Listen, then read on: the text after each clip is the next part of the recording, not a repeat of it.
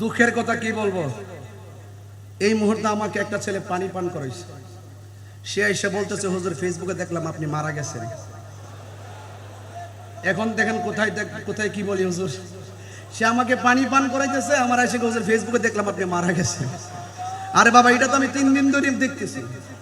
আবার 4.3 জি আমি বলবো ইনশাল্লাহ। আমি তো ফেসবুকে 3 দিন ধরে দেখতেছি, লেখছে কি আমি নাকি মারা গেছি। প্রায় 43 লক্ষ লোকে দেখছে যে আমি মারা গেছি।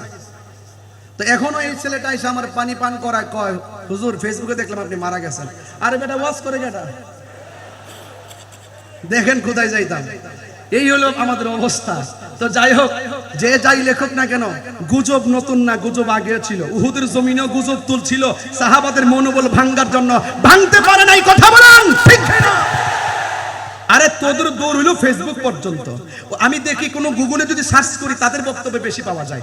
এইগুলো নিয়ে আমাদের এলাকার লোকগুলো কয় অনলাইনে ঢুকলে তাদেরকে পাওয়া যায়, অনলাইনে ঢুকলে তাদের বক্তব্য পাওয়া যায়। আমাদের সুন্নি আলেমরা লেখে না, আমাদের সুন্নি আলেমরা শুধুমাত্র কিতাব লেখে ঘরে রাখে, কিন্তু গুগলে দেয় না। আরে আমি আপনাদেরকে আশ্বাস দিতে চাই, ওরা যে গুগলে ঢুকাইয়ে দিয়েছে, হ্যাঁ ঢুকাইয়ে দিয়েছে, আমরা সার্চ করলে পাওয়া যায়। একদিন মনে রাখো, ওই গুগলে সার্চ নয়, আমি আপনাদেরকে বলবো গুগলে সার্চ নয়, নবীর মহব্বত হৃদয়ে ড্রাফট করে রাখেন।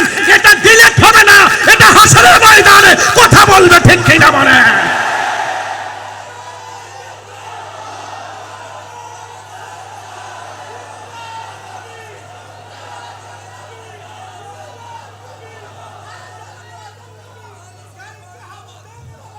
মহব্বত হৃদয়ে রাখুন। মনে রাখবেন, যদি হৃদয়ে ড্রাফট করে রাখতে পারেন, এটাই হাসরের মাঠের মিজানের পাল্লায়। আর ওরা যে গুগল মুফতিরা, কিছু গুগল মুফতি আছে, ইউটিউব মৌলবী আছে, পিছনে সবুজ গ্রিন কাপড় লাগায়া ভিডিও বানায়া এমন ভাবে খানায় খাবার ছবি দিয়া ছাড়ে, মনে হয় যেন ওখানে বসে বসে কথা বলতেছে। হ্যাঁ, এগুলো বলছে গুগল মুফতি। তারপরে গুগল মুফতি, ইউটিউব মৌলবী, ফেসবুক মুফাসসির না, এই সমস্ত দান্দাবাজদের কথায় আমরা কান দিব না।